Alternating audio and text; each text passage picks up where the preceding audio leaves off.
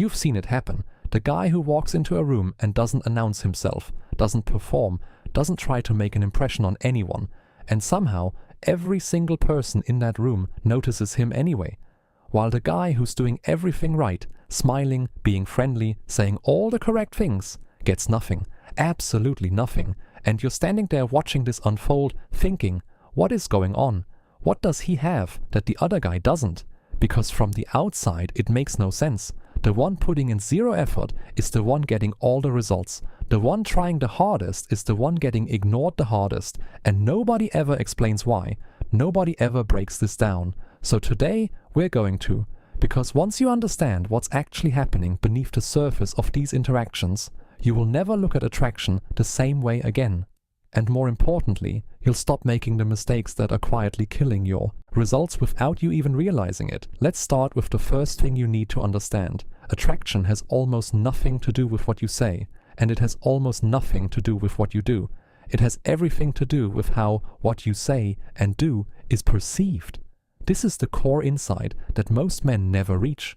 They spend years perfecting lines, perfecting routines, perfecting the way they present themselves. And then they wonder why it doesn't translate, why it feels mechanical, why the other person can sense something is off even when everything looks right on paper. The reason is simple. Perception isn't controlled by behavior. Perception is controlled by the state behind the behavior. Two men can walk into a conversation and say the exact same words, same sentence, same timing, and create completely different results. One creates attraction, the other creates awkward silence. The difference isn't the words. The difference is the emotional state being communicated underneath those words. One man is communicating certainty, the other is communicating need. And those two things create entirely opposite reactions in the people around them. Now let's go a level deeper, because this isn't just social theory, this is biology. At a fundamental level, human beings are wired to respond to signals, not arguments, not explanations, signals. Thousands of years of evolution have built a filter into every human brain that is constantly scanning the environment for indicators of stability, strength, and value. And this filter doesn't operate through logic, it operates through instinct, which means you can't talk your way past it, you can't reason with it, you can't convince it, you can only signal to it. And what signals strength? Calmness, non-reactivity, emotional control, the ability to remain grounded when everything around you is designed to pull you off center. When someone displays these qualities consistently, the brain interprets it automatically as a sign of high value, not because that person said anything impressive, not because they tried to demonstrate their worth, but because they didn't need to. And that's the key distinction that almost every man misses entirely. Here is the pattern most men follow without realizing it. They enter an interaction already in deficit mode, already operating from a position of wanting something, wanting to be liked, wanting to be found interesting, wanting to be chosen. And this wanting, this seeking, communicates itself through everything. Through how fast they respond, through how much they explain themselves, through how quickly their mood shifts based on how the other person reacts. It leaks out in 100 subtle ways, and the person on the other end of that interaction picks up on it immediately, not consciously, but instinctively.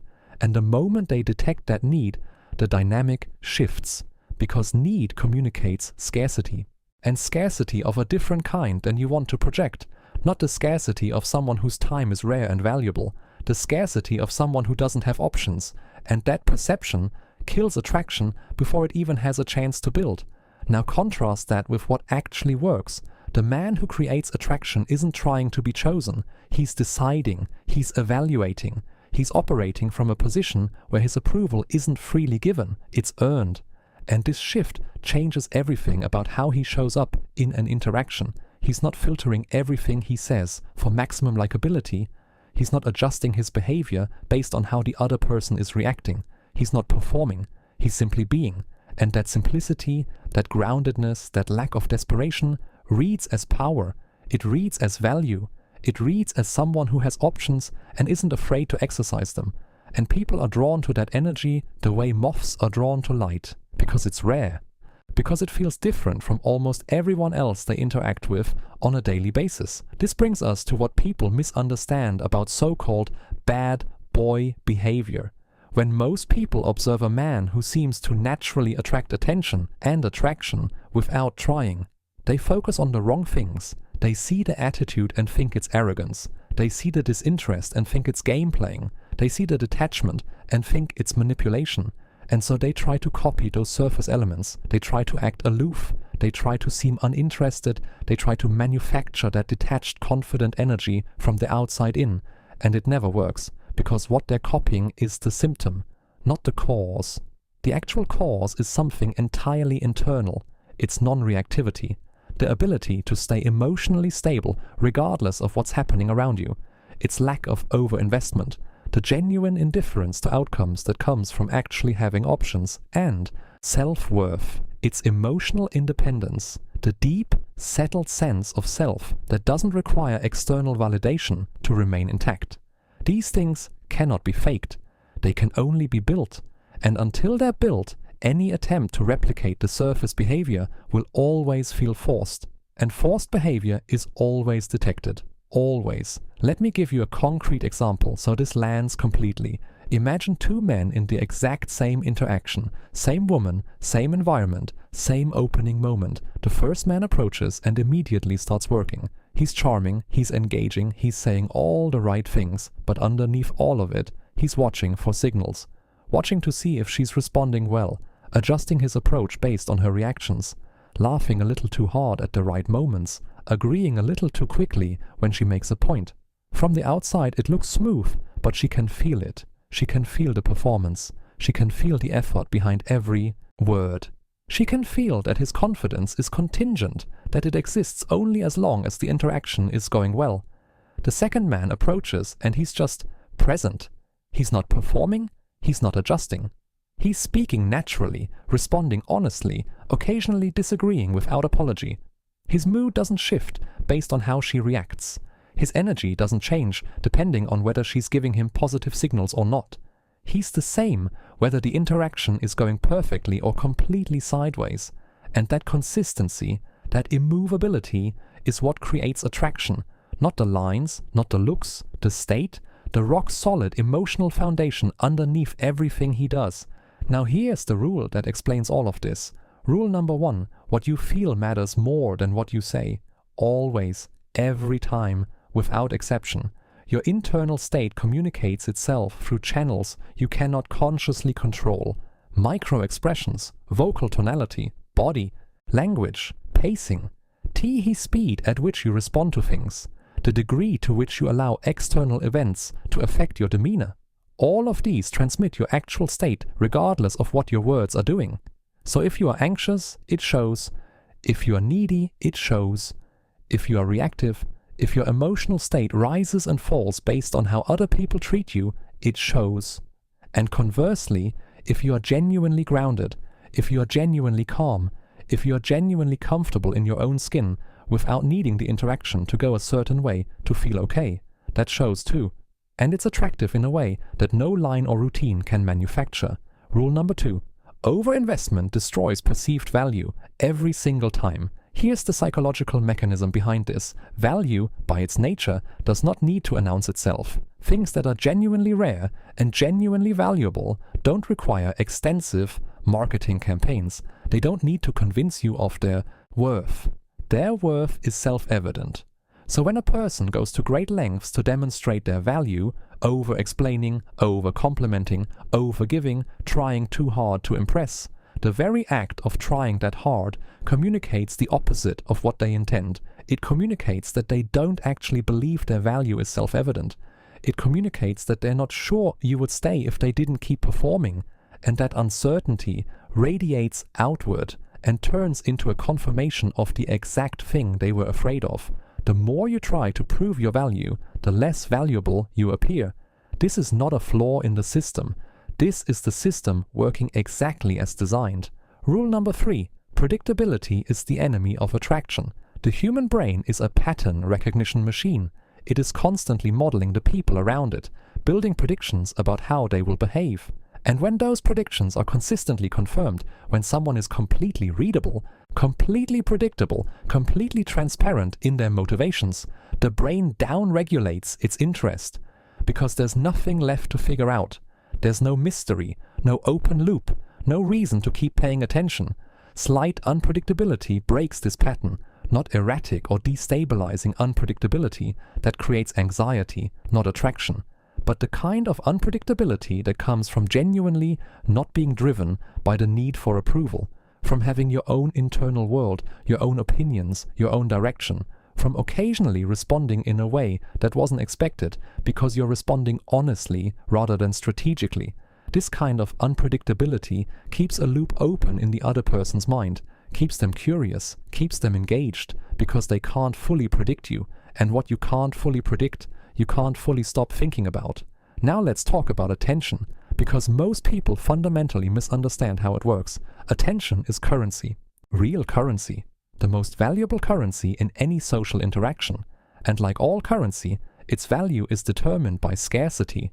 Attention that is freely and immediately given to everyone who asks for it is worth almost nothing. Attention that is given selectively, that has to be earned, that is withheld until something genuinely merits it, that attention is worth everything.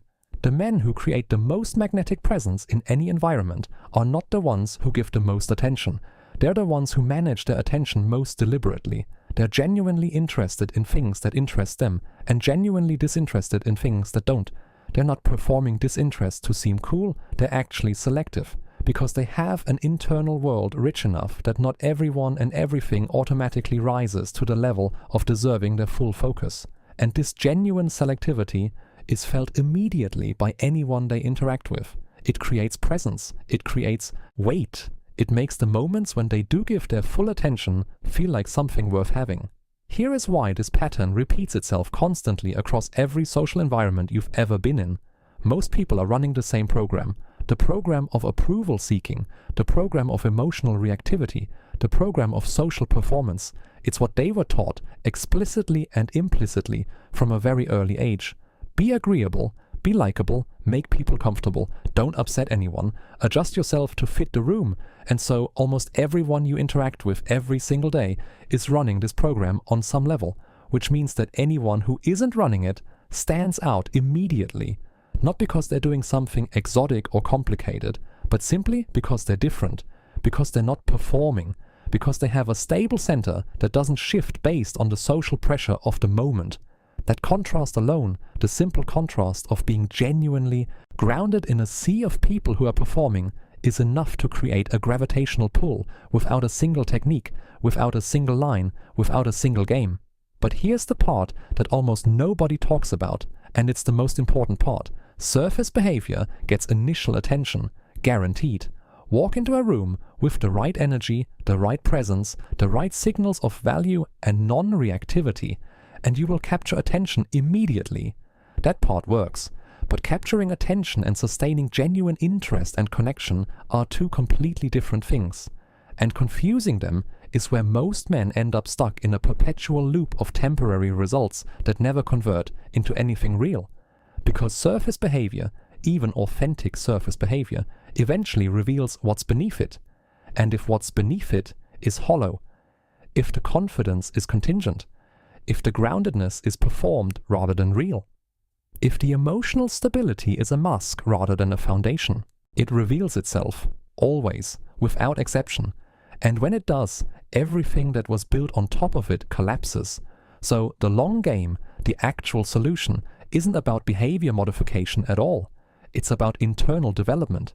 It's about building genuine confidence, the kind that doesn't require validation to exist. It's about developing genuine emotional stability, the kind that doesn't collapse when things don't go your way. It's about creating an actual internal world, a genuine direction, a real sense of self that isn't defined by how attractive other people find you. Because when those things are real, the behavior takes care of itself, the presence takes care of itself, the attraction takes care of itself. You don't have to think about what to say. You don't have to manage your reactions. You don't have to perform anything. You just show up. And showing up as yourself, your fully realized, grounded, non-needy self, is the most powerful thing any man can do in any interaction. And here is the final distinction that ties everything together. There is a difference between attraction and connection, a real difference. And most people spend their entire lives either pursuing one while thinking they're building the other, or sacrificing one completely in the pursuit of the other. Attraction is the initial pull, the gravity, the instinctive response to signals of value, confidence, and non-reactivity. It's fast, it's almost involuntary, and it's entirely possible to create it with no emotional depth behind it whatsoever. Connection is something different. Connection is what happens when attraction is met by authenticity, when the signals of value turn out to be backed by actual substance, when the confidence is real, when the groundedness comes from somewhere genuine. Connection is what converts a moment of attraction into something that lasts. And the men who consistently create both, not just one or the other, are the men who have done the internal work, not the external work, not the behavioral work, the internal work, the work of becoming someone whose value is self-evident, not because they perform it, but because they actually possess it. So here's where this leaves you. You have two paths. The first path is the one most men take. They focus on the surface. They learn the lines, the tactics, the techniques. They try to manufacture the signals without building the foundation. And they get intermittent results that never quite solidify into what they actually want. The second path is slower. It requires more. It requires you to actually look at what's happening inside you, to notice where you're reactive, to notice where you're seeking approval, to notice where your mood is being controlled by external events rather than internal stability, and to begin, one day at a time, building something real, building the actual confidence, the actual groundedness, the actual non-reactivity that creates genuine presence. Because here's the truth that runs underneath everything we've covered today. The men who are most naturally, effortlessly attractive to the people around them are not that way because of what they do. They are that way because of who they are. And who you are is something you can change. Not overnight, not by copying someone else's behavior, but by deciding today that you are going to start building from the inside out instead of the outside in. That you are going to stop chasing reactions and start becoming the kind of person who creates them naturally. Because once you get there, once you reach that point where your value is real, your confidence is genuine, and your presence requires no performance to maintain, everything changes. Not just how people respond to you, but how you move through the world, how you see yourself, how you make decisions, how you relate to other people, everything. And that is worth more than any trick, any technique, any tactic anyone has ever tried to sell you. That is the real advantage. And now you know where to find it.